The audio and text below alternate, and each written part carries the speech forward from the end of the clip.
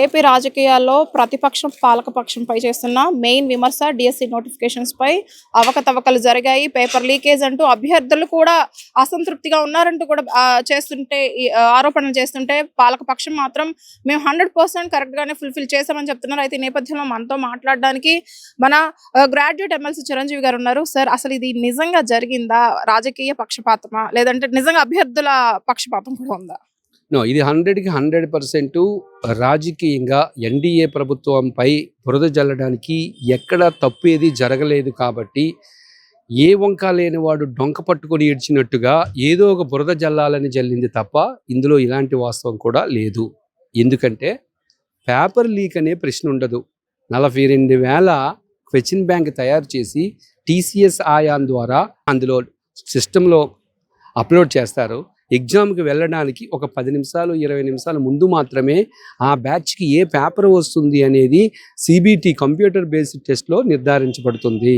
కాబట్టి paper leak అనేది అబద్ధం. రెండవది, మెరిట్ లిస్ట్ పెట్టలేదు, మార్కులు పెట్టలేదు, ర్యాంకులు పెట్టలేదు అంటున్నారు. మరి అదే జగన్మోహన్ రెడ్డి గారు ప్రెస్ మీట్ పెట్టి ఫస్ట్ ర్యాంక్ ఎవరికి వచ్చింది, సెకండ్ ర్యాంక్ ఎవరికి వచ్చింది, థర్డ్ ర్యాంక్ ఎవరికి వచ్చింది అని లిస్ట్ చూపిస్తున్నారు.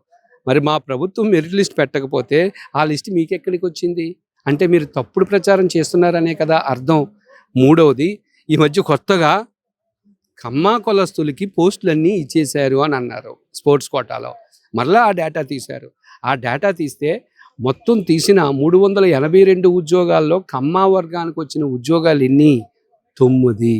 మరి ఎక్కువ ఉద్యోగాలు ఎవరికి వచ్చాయి? ఎస్సీలకి, బీసీలకి, మిగతా కులస్తులకు వచ్చాయి. అంటే అక్కడ కూడా మీరు కమ్మా కార్డు ఉపయోగించి బురద జల్లాలని చూస్తున్నారు.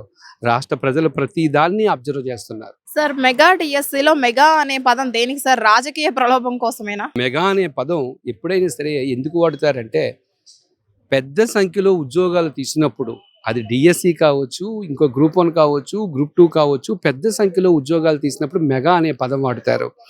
గత ప్రభుత్వం 5 సంవత్సరాలు నోటిఫికేషన్ ఇవ్వకుండా ఎన్నికలకి 1 నెల రోజుల ముందు 6,100 పోస్టులతో డిఎస్సి నోటిఫికేషన్ ఇచ్చారు. మా గవర్నమెంట్ మేము ప్రతిపక్షంలో ఉన్నప్పుడే మేము వస్తే మెగా డిఎస్సి తీస్తామని చెప్పాము. అందుకు ఆ మాట నిలబెట్టుకుంటూ అధికారంలోకి వచ్చిన తర్వాత 16,347 ఉద్యోగాలతో భారీ నోటిఫికేషన్ కాబట్టి మెగా అనే పదం వాడాము. అయితే సార్, ఇప్పుడు ఒక నిరుద్యోగ యువకుడు వచ్చి నాకు న్యాయం జరిగిందా అని అడిగితే మీరు ఏం చెప్తారు? ఈ ప్రభుత్వం నిరుద్యోగి ఎవరైనా వచ్చినప్పుడు నాకు న్యాయం జరిగిందా అని అడిగితే ఈ ప్రశ్న నాకంటే నిరుద్యోగి చెప్పేస్తాడు మాకు న్యాయం జరిగింది అని. నన్ను మీరు ప్రజాప్రతినిధిగా అడిగారు కాబట్టి, నేను నిరుద్యోగుల ప్రతినిధిని కాబట్టి ప్రతి నిరుద్యోగికి కూడా న్యాయం జరిగింది. ఎందుకంటే రిక్రూట్మెంట్ ప్రాసెస్ మొత్తాన్ని 3,77,000 మంది అభ్యర్థులు అప్లై చేస్తే అందులో 200 గ్రీవెన్సెస్ వెళ్తే 200 గ్రీవెన్సెస్ కూడా కేస్ బై కేస్ ఎవరు ఎక్స్ప్లెయిన్ చేశారు? కమిషనరేట్ కార్యాలయం వారు, అలాగే ఎడ్యుకేషన్ సెక్రటరీ, అట్లాగే sports special secretary, top most IAS అధికారులు దగ్గరుండి ఎక్స్ప్లెయిన్ చేశారు. ఇంకా మీకు సందేహాలు ఉంటే మాకు రండి, మేము మీకు ఎక్స్ప్లెయిన్ చేస్తాము, మీకు ఎందుకు ఉద్యోగం రాలేదో కూడా మేము వివరిస్తాము అని చెప్పడం జరిగింది. అభ్యర్థులు వెళ్ళి వారందరూ వెరీ హ్యాపీగా ఉన్నారు. అందుకే ఈరోజు ఏ నిరుద్యోగి కూడా అసంతృప్తి వ్యక్తపరచుకుంటా నెక్స్ట్ డిఎస్సి కోసం, నెక్స్ట్ జాబ్ క్యాలెండర్ కోసం ప్రిపేర్ అవుతున్నాడు. సరే, అదే ఒక్కటే కాదు, అసలు ఐటీ డిపార్ట్మెంట్ తీసుకుంటే ఇక్కడ చదువుకోవడం, ఎక్కడో వీళ్ళు ఉద్యోగం చేయడం, అలా కాకుండా నారా లోకేష్ గారు అన్నారు ఐటీ కారిడార్ గా చేస్తాను అమరావతిని అని. అది నిజంగా రూపకల్పన రావడానికి, నిజంగా అమలు చేయడానికి మీ వంతు కృషిగా మీరేం చేస్తున్నారు? నా వంతు కృషిగా అని అన్నారు కాబట్టి, ఒకప్పుడు మన రాష్ట్రంలో తయారైన ఐటీ నిపుణులు ఎక్కడో విదేశాలకు వెళ్ళి చెన్నైకి, బెంగళూరుకి, హైదరాబాద్కి వెళ్ళి చదువుకునేవారు. ఈరోజు నారా లోకేష్ గారు ఐటీ మంత్రి అయిన తరువాత ఒక పక్క అమరావతిలో క్వాంటమ్ వ్యాలీని, ఇంకో పక్క విశాఖపట్నంలో గూగుల్ కానీ, టీసీఎస్ని కానీ, సత్వాన్ కానీ, ఇలా ప్రఖ్యాతిగాంచిన యాక్సెంచర్ని కానీ ప్రఖ్యాతిగాంచిన కంపెనీలు ఈరోజు విశాఖపట్నం తీసుకొస్తున్నారు. ఇలా తీసుకురావడం వల్ల రాబోయే రోజుల్లో ఇక్కడ బీటెక్ చదువుకున్న అభ్యర్థులు, ఐటీ ఎక్స్పర్ట్స్ బయట దేశాలకు వెళ్లకుండా మన స్వరాష్ట్రంలోనే ఇక్కడ ఉండి ఉద్యోగం చేసుకోవడానికి అవకాశం ఉంటుంది. ఇక నా కృషి అంటారా, ఓ ప్రజాప్రతినిధిగా నేను చేసే కృషి ఏంటంటే ఎక్కడికక్కడ బీటెక్ చదువుకున్న అభ్యర్థులు మేము కోరేది ఒక్కటే, మీరు నైపుణ్యాలు పెంపొందించుకోండి. మీరు నైపుణ్యాలు పెంపొందించుకుంటే ఉద్యోగం కొరకు ఎక్కడో కాకుండా మన రాష్ట్రంలో ఉద్యోగం చేస్తూ మీ తల్లిదండ్రులు మీ కంటి ముందు చూసుకుంటూ హ్యాపీగా మీరు గడపడానికి అవకాశం ఉంటుంది. కాబట్టి మీరు నైపుణ్యాలు డెవలప్ చేసుకోండి అని మేము ఎక్కడికెక్కడ నిరుద్యోగులు ఎడ్యుకేట్ చేస్తున్నాం. అయితే సార్ ఈ నేపథ్యంలో ఇప్పుడు ప్రైవేట్ స్కూల్స్ నిజంగా సామాన్య తల్లిదండ్రులని తినేసే పరిస్థితి ఉంది. అసలు దీనిలో ఈ విద్యా విధానంలో ప్రైవేట్ సంస్థలని ఎందుకు మీరు కంట్రోల్ చేయట్లేదు? ప్రభుత్వం బాగున్నప్పుడు ఎందుకు ప్రజలు మరి అటు పరిగెడుతున్నారు కార్పొరేట్ వైపు? మనది ప్రజాస్వామ్యం, మనది మిక్స్డ్ ఎకానమీ, అంటే మిశ్రమ ఆర్థిక వ్యవస్థ. మిశ్రమ ఆర్థిక వ్యవస్థలో ప్రభుత్వ రంగము, ప్రైవేట్ రంగము 2 రంగాలు కూడా ఉంటాయి. ప్రైవేట్ రంగాన్ని ప్రభుత్వం కంట్రోల్ చేస్తుంది. సపోజ్ ఇప్పుడు మీరు దేనంటే చూడండి, ప్రభుత్వ రంగంలో చదువుకునే విద్యార్థులకి మధ్యాహ్న భోజనం పెడుతున్నాం, చక్కటి క్వాలిటీతో కూడుకున్న యూనిఫామ్ని అందిస్తున్నాం, క్వాలిటీతో కూడుకున్న భోజనాన్ని అందిస్తున్నాం, వారికి టెక్స్ట్ పుస్తకాలు ఇస్తున్నాం, వర్క్ బుక్లు అందిస్తున్నాం, అన్ని రకాల సదుపాయాలు వారికి అందిస్తున్నాం, తల్లికి వందనాన్ని వారికి అమలుపరుస్తున్నాం, ఇన్ని రకాల సదుపాయాలు అందిస్తున్నాం, అర్హత కలిగిన ఉపాధ్యాయులు అక్కడ పెడుతున్నాం.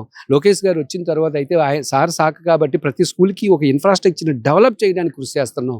తల్లిదండ్రులు పార్టిసిపేట్ చేయడానికి మెగా పేరెంట్ టీచర్స్ అసోసియేషన్ పెడుతున్నాం. తద్వారా తల్లిదండ్రులు ఎడ్యుకేట్ చేస్తున్నాం. ఎంత వీలైతే అంత ప్రభుత్వ రంగాన్ని మేము సమర్థిస్తున్నాం. ఇప్పుడు మీరు ఒక గ్రాడ్యుయేషన్ ఉన్నారు, నిరుద్యోగ యువత, చదువుకున్న యువత కోసం ఎలా అయితే మన ప్రజా దర్బార్లు గ్రీవెన్స్ రైజ్ చేయడానికి పెట్టారో, ఈ గ్రాడ్యుయేటర్స్ కి స్పెషల్ గా విడిగా పెట్టొచ్చు కదా గ్రీవెన్స్ రైజ్ చేయడానికి ఉద్యోగాల గురించి? ఎక్కడ ప్రతి జిల్లా వైజ్ కానివ్వండి, నియోజకవర్గం వైజ్ కానివ్వండి, వెసులుబాటును బట్టి. అనేక మంది ప్రజల్లో గ్రాడ్యుయేట్స్ అనేది ఒకరు, కానీ గ్రాడ్యుయేట్స్ అందరూ విద్యావంతులు. సో విద్యావంతులకు సంబంధించి ఏ ఇష్యూ వచ్చినప్పటికీ వారి సమస్యలు పరిష్కరించడానికి నెంబర్ 1 స్థానికంగా ఎమ్మెల్యే గారు ఉంటారు, జిల్లాలో అయితే మంత్రి గారు ఉంటారు. ఒక జోన్ పరంగా మాట్లాడుకుంటే మేము గ్రాడ్యుయేట్ ఎమ్మెల్సీలో ఉంటాము. వీరందరి యొక్క ప్రధాన ఉద్దేశం ఏంటంటే గ్రాడ్యుయేట్స్కి సంబంధించిన ఇష్యూస్ ఏమైనా వస్తే పరిష్కరించడమే. ఎందుకంటే ప్రభుత్వాన్ని ఎప్పుడూ కూడా నిర్ణయించేది ఎవరంటే ఈ విద్యావంతులే. విద్యావంతుల ఆలోచన ఎటుంటే ఆటోమేటిక్గా ప్రభుత్వాలు అటువైపే వెళ్తాయి. అందుకే మేము రెండు అంశాలకు ప్రాధాన్యత ఇస్తున్నాం. ప్రభుత్వ రంగంలో ఉద్యోగ అవకాశాలు కల్పించాలని, ప్రైవేట్ రంగంలో లక్షలాది మంది నిరుద్యోగులు ఖాళీగా ఉన్నారు కాబట్టి వారి స్కిల్స్ని డెవలప్ చేసి ఇక్కడే ఐటీ రంగంలో ఐటీ కంపెనీలు తీసుకొచ్చి వారికి ఎంప్లాయ్మెంట్ కల్పించాలి. పక్క రాష్ట్రాల్లో, విదేశాల్లో కూడా వీరి నైపుణ్యాలు ఉపయోగించి నిరుద్యోగులు ఉపాధిగా మార్చాలి అనేది లోకేష్ గారి ఉద్దేశం. లోకేష్ గారు ఇంకా ఆలోచించేది ఏంటంటే జాబ్ సీకర్గా కాకుండా జాబ్ ప్రొవైడర్గా మార్చాలి. బాబు గారు ఏమంటారంటే 1 ఫ్యామిలీ 1 ఎంటర్ప్రెన్యూర్ అని అంటారు. ఎవరైనా నిరుద్యోగి ఏదైనా వ్యాపారం కానీ ఏదైనా సంస్థను కానీ పెట్టుకుంటానంటే ప్రభుత్వం ఆర్థిక సహాయం కూడా అందించి ఓ వ్యాపారవేత్తగా మార్చాలనేది మా ఎన్డీఏ గవర్నమెంట్ యొక్క ప్రధాన ఉద్దేశం. గ్రాడ్యుయేట్ ఎమ్మెల్సీస్ గా మీరు ప్రధాన పాత్ర వహిస్తున్నారా వాళ్ళని గ్రీవెన్స్ రైజ్ చేయడంలో? ఖచ్చితంగా. ఎందుకంటే మేము నియోజకవర్గాల్లో కానీ లేకపోతే మా గ్రాడ్యుయేట్ పరిధిలో కానీ ఎక్కడికక్కడ స్కిల్ డెవలప్మెంట్కి సంబంధించి జాబ్ మేళాలు పెడుతున్నాం. జాబ్ మేళాలు వివిధ కంపెనీలు పిలుస్తున్నాం. వివిధ కంపెనీలు పిలిచి వారికి ఉపాధి లభించేటట్టు చూస్తున్నాం. ఒకవేళ కంపెనీలు అడిగిన నైపుణ్యాలు కానీ వీరి దగ్గర లేకపోతే నైపుణ్యాభివృద్ధి సంస్థల దగ్గర కూడా వీరిని పంపించి మేము ఎంకరేజ్ చేస్తున్నాం. Thank you so much. So graduate MLC Chiranjeevi గారు అంటున్నారు, ప్రైవేట్ స్కూల్స్ వేసే వేత ఫీజుల విషయంలో కానివ్వండి, రూల్స్ విషయంలో కానివ్వండి, తల్లిదండ్రులు ఇబ్బంది పెట్టే విషయంలో ఇవన్నీ కూడా స్లోగా మేము కామ్ డౌన్ చేస్తాము, స్లోగా ప్రజలకు అందుబాటులోకి విద్య వచ్చేలా చేస్తాము.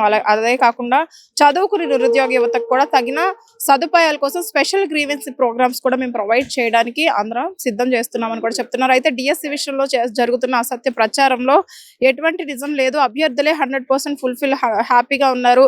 ఇంకా ఇది ఎంపిక అవ్వని వారు కూడా ప్రత్యేక టైం లైన్ అనేది, నెక్స్ట్ క్యాలెండర్ అనేది రిలీజ్ చేయడం జరిగింది. సో ప్రాబ్లం లేదని చెప్తున్నారు. సో వీడియో జర్నలిస్ట్ కిరణ్తో అనూష, ఆంధ్రప్రభ, ఉయ్యూరు నుంచి.